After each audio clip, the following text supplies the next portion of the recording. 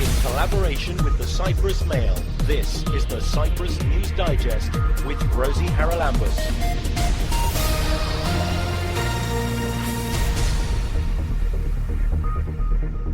Today is International Thalassemia Day.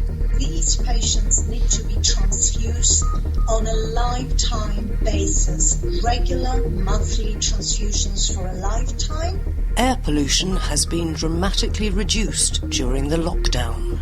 For some pollutants, we observed that the pollution dropped 5 times. Europe Day celebrations this year will be somewhat muted. There will be no real-life events, but we will have plenty of stuff going on online. And some citizens are up in arms about a proposed tower block in one of the most beautiful areas of our capital city. To build a complex of towers, with one of the towers being 16 stories high. Today is International Thalassaemia Day, and of course people this year are celebrating at home. But what is it all about? We're joined on the programme this week by the Executive Director of the Thalassemia International Federation, and she is Androula Eleftheriou. Androula, I suppose people who are listening to us who are not in Cyprus may not really be aware of how big a thing thalassemia is in our part of the world, and particularly in Cyprus. So can you just give us a little bit of the history of Thalassemia International Day and the work of the International Federation? This is a day that brings memories to all of us of how the struggle started in controlling this blood disorder. It is a disorder of the red blood cells, and more particularly of the hemoglobin that is contained in our blood. And if someone has this genetic hereditary disorder, it means that the oxygen that is carried by our red blood cells cannot be distributed in our body, and we have all these medical consequences, the most important of which is severe anemia. There is a lot to do with bone marrow deformities as a result, and as a consequence, these patients need to be transfused on a lifetime basis, regular monthly transfusions for a lifetime. But in addition, of course, many organs of the body are affected, and a lot of other medications and drugs are necessary to remove the iron from the body that is deposited as a consequence of their transfusions, but also many other medical approaches in order to address the multi-organ damage that these patients suffer from the genetic disorder. It's a mutation on the genes that produces the hemoglobin molecule. So this is, in short, what thalassemia is about. Can I just say that in Cyprus we've had a very successful campaign for the last, 20 years or so. Tell us a bit about that, because the numbers have dropped considerably, haven't they? Some countries around the world had the highest carrier rates amongst these Maldives, Sardinia and Cyprus, with the highest carrier rates. That is, the people have the highest numbers of carriers, because this disease, in order to be inherited, it needs 2 people to be carriers of the disease. Carriers are perfectly healthy individuals, but they can transmit the disease if they marry together and the child inherits both of the affected genes from the 2 carriers. It develops what we call the full-blown disease of thalassemia. So Cyprus has been amongst the countries with the highest carrier rates. Thalassemia usually occurs in malaria endemic areas or previously endemic areas, and Cyprus was a malaria endemic area, and that is why we have developed a high prevalence of this disease on this island. And since the 1960s, there has been a significant fight for controlling, for preventing this disease. And indeed, Cyprus has been amongst the first 3 countries of the world along with Greece and Italy, that have almost completely, or at least to say very significantly, reduced the number of annual affected births by a very well-structured prevention program, which included the very close collaboration of the church, the community, the healthcare professionals, the patients, and the government. It reminds me of similar periods of time that we are living today.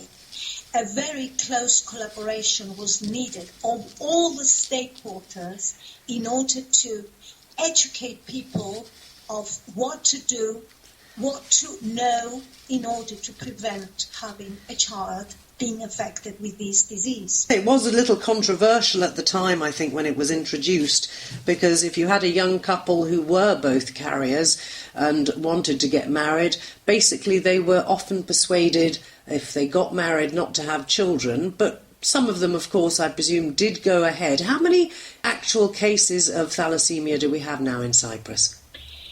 Well, what you've just said is very right. In many cultures, you are advised not to marry if you're carriers, but in cultures like Cyprus, this was not the case. The people were given the right information, and it was their decision whether to go ahead to marry and whether, when they got married, what their decision was to have the child or how to proceed with having a family.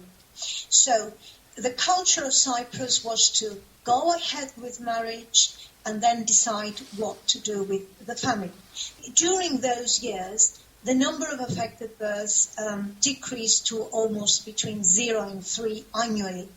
The expected ones, if the prevention program was not successful, based on the Cyprus population, the carrier rate, the birth rate, and all the factors that contribute to the number of annual births, would have been around 60 to 70 per year. So by now we would have many thousands of patients with this disorder in Cyprus. But since the 1985, with the successful control, education and prevention program, there was an annual birth of between 0, 1 to 3 to 5 births a year.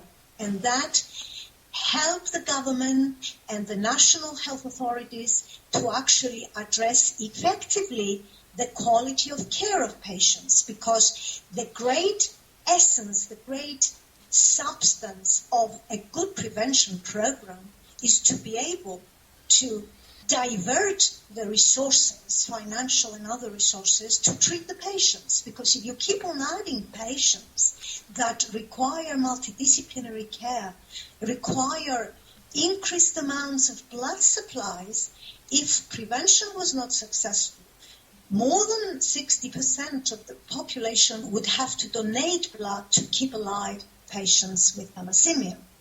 Having said that, of course, science is helping us more and more so that we do not divert to concepts and policies of pregnancy termination anymore, because science can help us have healthy families.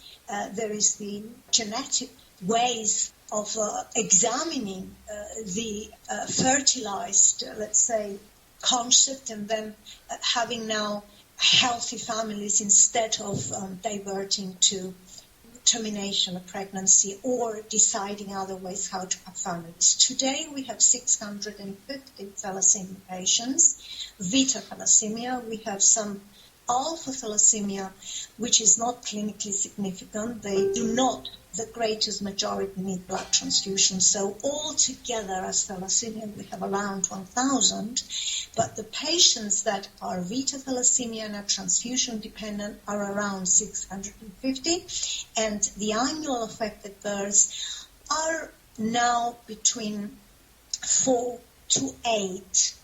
Although I must underscore the fact that due to the high quality of care our patients have been receiving through the years, particularly in the last 2 to 3 decades, Our patients are now older, much older. Their survival is very much increased from a childhood fatal disease that was in previous years. Now it's an age that nobody can anticipate. They can live as long as any community member, as long as they receive quality care. They have very, very excellent professional outlook, socially, almost equally socially integrated, all of our patients. But due to this very high quality of care, it appears that some of the carriers are deciding to have a child with thalassemia even when they know it. And the decision is even not to try and have a child without thalassemia. There are many great and complex issues, but they are coming up as science progresses. So tell us about International Thalassemia Day 2020, because of course we're in the middle of sort of relaxation of the lockdown, but I suppose you're keeping it fairly muted. What's going to be happening? It comes in a sort of, in a period of time that on the one hand we are living at the tragedy of the pandemic, into which we have to take very, very important care of our patients because they are classified as vulnerable and at-risk patients due to their multi-organ complications. But on the other hand, this is the period of time that we've been praying for decades now, because this is the period of time that the most important medical and scientific discoveries have been completed. And with these, I mean the gene therapy that will bring about the total cure, the holistic cure of patients with these disorders. And already some patients have been on, because the project for gene therapy has been authorized some months ago.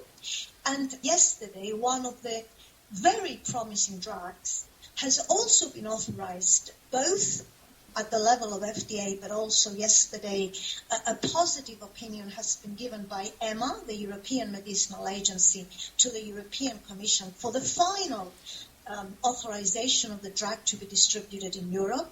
It's a very promising drug. We've been looking for many, many years now, that has the promise to reduce the interval of blood transfusions of these patients. So we are living in a very difficult, very strange period of time of both innovative discoveries in the area of cure and treatment of thalassemia, but on the other hand, we are trying to keep our patients safe from this pandemic that we are all hopeful that will soon get over it, at least in countries like Cyprus. But I must, being an international federation, I must stress the tragedy that our patients are living outside Cyprus, and most importantly in the developing part of the world, where healthcare systems are not universally covering the patients.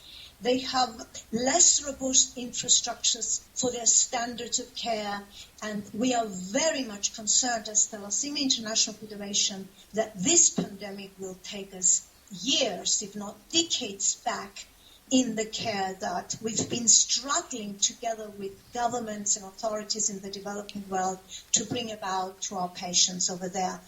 Because more than 75% of the global thalassemia patient community lives in the developing world. Less than 10% is actually living in the Western world. Well, it does sound as if there's a lot of work still to be done, and particularly in those areas. So what would be the message of the Thalassemia International Federation to anybody who perhaps is not connected in some way with a thalassaemic? What should they be doing today? Well, the message is to keep uninterrupted the medical care provided to these patients, wherever these patients may live. The medical care that these patients need is important to keep them safe against the infection, against the pandemic, and against any other outbreak that may come. So our message is, please keep uninterrupted the medical care, and let us have a global collaboration on making accessible and available these huge innovative recent discovery so that each patient benefits wherever he or she may live. Androula Eleftheriou, Executive Director of the Thalassemia International Federation. You can subscribe to the Cyprus News Digest on iTunes for free and get the program downloaded to your phone or tablet so you can listen anytime, anywhere. One of the good things that's come out of the coronavirus lockdown has been the fact that with so few cars on the road, the air pollution has reduced dramatically.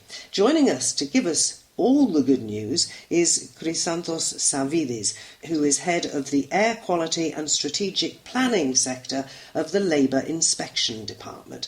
Chrysanthos, I guess that you monitor air quality on a regular basis. Do tell us how much it's dropped since people were locked at home. Yeah, really, we are monitoring the air quality using monitoring stations all over Cyprus. We are operating 9 stations, from which 5 of them are located in the city centers. I'm mentioning this due to the fact that during the last 2 months, we observed that the air quality improved dramatically, I can say, due to the fact that the limitations of the cars moving in the city centers. So by how much has it dropped? Do we have a figure? Yes, of course we have. Overall, about half. But during the rush hours, let's say, which means between 7 to 9 o'clock in the morning, this is considered to be the rush hour due to the fact that the kids going to school and the workers going to the job positions. For some pollutants, we observed that the pollution dropped 5 times. Can you break down the different pollutants that you monitor? Because everybody just thinks about CO2, but there's particulate matter, there's other stuff, isn't there? We are not monitoring CO2 due to the fact that this is a pollutant monitored by the Ministry of Environment. This is considered to be under the another legislation. We are monitoring SO2, sulfur dioxide, all the nitrogen oxides, NOx, NO2 and NO. We are monitoring particulate matter, the known as dust. In addition, benzene, CO, ozone, and some polyaromatic hydrocarbons and heavy metals, but this is coming from chemical analysis. For the real time, we are monitoring the pollutants mentioned in the beginning. And you've put this down to the fact that there are so few cars on the road, but if you think in the centre of town about all the big office blocks and so on, and particularly in some of the air conditioners, in winter perhaps the heaters, the lighting and so on, does that have a part to play as well? Yes, of course, but the production position, it's not in the city centre. So the emissions are derived in another location. Let's say in Vasilikos area or the Gegia area, because it's the power generation and the production of electricity is located in those areas. That's why within the city centers we are talking about the pollution coming from the cars.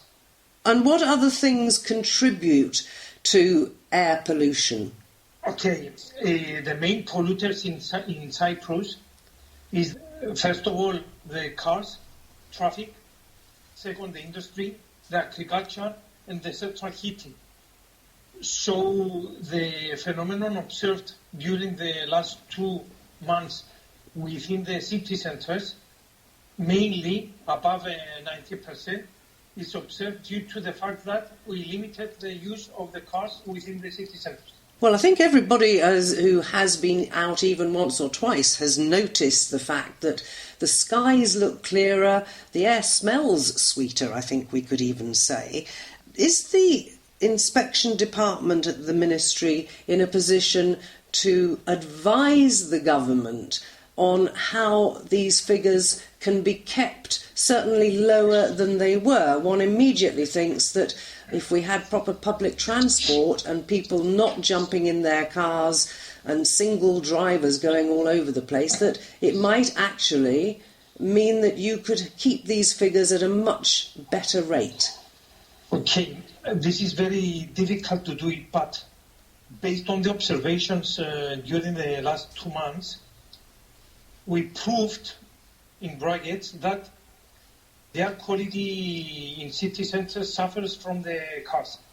So we can take this as an opportunity in order to take measures to limit the use of cars in the city centres. Although I know it's very difficult, I don't know how to take measures in order to limit the cars, to keep these figures so low, but we can take this opportunity in order to take measures not to come back to the previous conditions. Those measures mentioned by you maybe is convince people to use bicycles on foot in order to make the movements within the cities. Another way is to improve public transportation and the system within the city centres. And this could be discussed in several forums in order to at least take some measures from those in order to improve the air quality in the city centres. Which would, I presume, also therefore reduce the number of illnesses that are related to air pollution. So the money would be saved in the National Health Service, and that's maybe what we should be spending on trying to implement these measures. Of course. There are several studies linking the air pollution and the illnesses and the health of the citizens. So it's proven that air pollution causes several damage to the health of the population living in the city centres. So it's another reason in order to force us to take measures to limit traffic in the city centres. It'll be interesting to see how far they rise once everything gets back to what we used to consider as normal. Chrysanthos, a pleasure talking to you. Thank you very much for joining us. Thank you very much. That is Chrysanthos Savidis from the Air Quality and Strategic Planning Department of the Ministry of Labour. Europe Day falls tomorrow, Saturday, May the 9th. It's usually celebrated around the block, but of course, with the current situation and the coronavirus, well, it's got to be celebrated rather differently. What is the European Commission in Cyprus doing? We're joined by Press Officer Babis Metaxas. Babi, what are you going to be doing this year? Because normally it's a really big thing and you go out to other towns and do lots of other things to get people aware of Europe and its people. A bit difficult this year, isn't it? That's right. And, we keep open house on Europe Day, but this year clearly not. There will be no real-life events, but we will have plenty of stuff going on online. We are running campaigns, information campaigns across a number of platforms. We are starting today with a campaign on television focusing on what the European Union has been doing as an answer to the coronavirus pandemic. There will be a second wave on Saturday. We will also do a radio information campaign starting Sunday. Some ads will be taken out in the newspapers. Plus, a number of people from the representation will be taking part in discussion panels, digital online discussion panels with citizens, panels of experts and so forth, from all over the island. Both in Nicosia, hosted in Nicosia and Larnaca and Limassol, just to remind people of the significance of this day. And this year, it's actually a special anniversary because it is the 70th anniversary of the Schuman Declaration from 1950. This is what we are actually celebrating. This is what we are marking as Europe Day. on the 9th of May 1950, the then Foreign Minister of France, Robert Schuman, made a seminal speech in which he really set the foundations for the European Union. You will remember we started off as the coal and steel union as a means of avoiding war, because, if Germany and France managed together coal and steel, they wouldn't have the energy resources and they would have the raw materials to produce weapons. That's how it all started back in 1950, and within the decade, 57, 58, we had the foundation of the then European Economic Community, as it were, Treaty of Rome, and it has been going on since. So from the 6 countries, we have now grown to 28, and then back to 27. That's what we are celebrating. It's a special anniversary, and it is also an opportunity, I think, to remind citizens, European citizens, what their union is doing for them. And it's a number of things. It guarantees peace. That was the main objective. This objective we have succeeded in. There hasn't been a war, any conflict between member states for, 70 years, really, since the foundation of the Coal and Steel Union. And that was recognized. The European Union got the Nobel Prize back in 2012. The European Union is a guarantor of human rights. It expressly, Charter of Fundamental Rights expressly prohibits any kind of discrimination, no matter on what grounds. And it gives us all the ability to move around, to live, work, study anywhere in the Union we like, with full rights, like every other European citizen. People who are a bit older will remember the days when moving to another country and traveling to another country involved a whole lot of bureaucracy, getting papers, making sure you had the right money, and so forth and so on. We've done away with all that. Most of the countries now have the euro. It's the second strongest, the second largest currency of the world. It could well be described as the strongest. And it's a huge market. Even with the withdrawal of the UK, it's still the biggest single market in the world, over 460 million people. So that's what the European Union is doing for us, and that's what we're celebrating on May 9th every year. And very quickly, where can people who would like to see what you're doing online find you? I think you've got a Facebook page. You've been running competitions on that as well. Yes, the Facebook page is the hub of what we are doing. It's the most easily accessible. There's also the representation website where people can go. Oh, yeah, I forgot to mention that we have been running a competition on our Facebook page this week. It's going on for the rest of the week. People can take part, and there are tablets to be won. It's sort of questions about certain aspects of European affairs. You answer them right, you go into the hat, and if your name is drawn, you win a tablet. That's worth doing. Yes, the Facebook page is where people should be going, is the European Commission in Cyprus page, and that's where you can find all the information about the digital events. So, Europe Day 2020 has not been cancelled. All the details on the European Commission in Cyprus Facebook page, and our thanks to the press officer at the Commission representation here in Cyprus, Babis Metaxas. A group of concerned citizens in Nicosia are up in arms about proposals for yet another tower block in the heart of one of the most beautiful parts of the city. Dimis Michailidis has the details. Dimi, what's going on?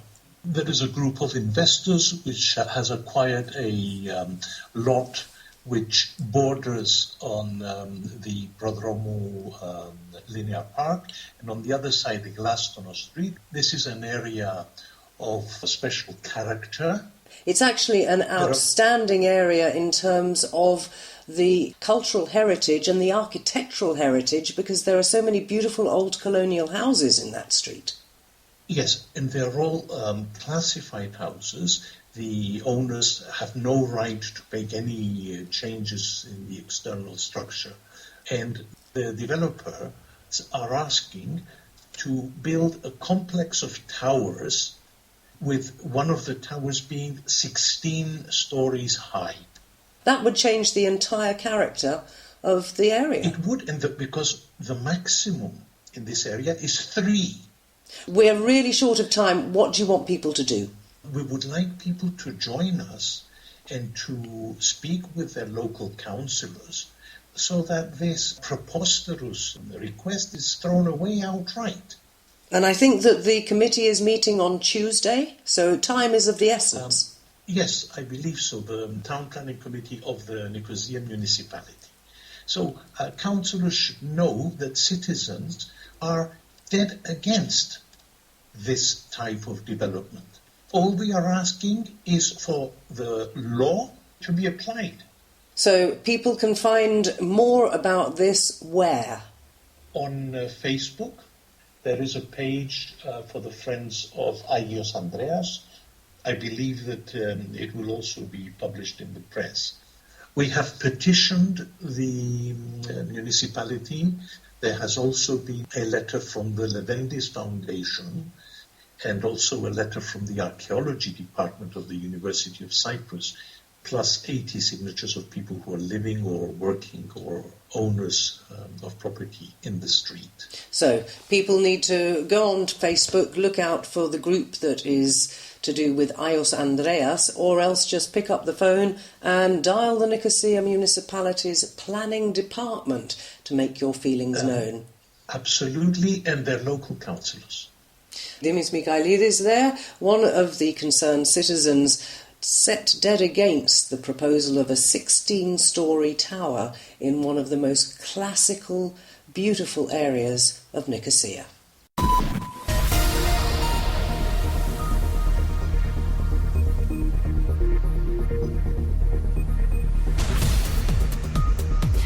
Well, that about wraps up this edition of the Cyprus News Digest. Many thanks for your company. Hope you'll join me next week. Till we meet again, take care and God bless. Bye-bye now.